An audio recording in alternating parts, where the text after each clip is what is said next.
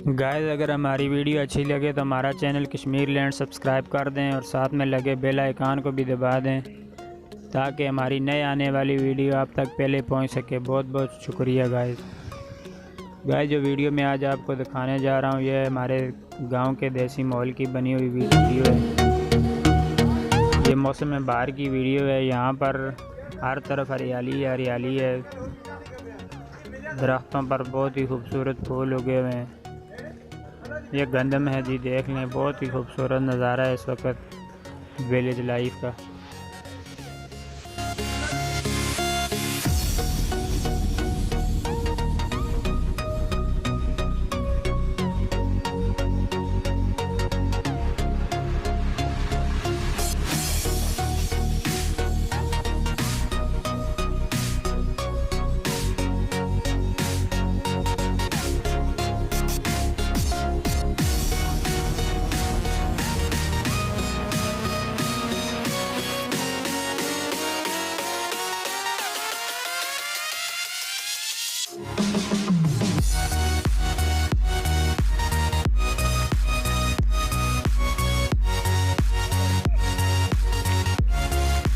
लेकिन ये नहीं आ रही हैं।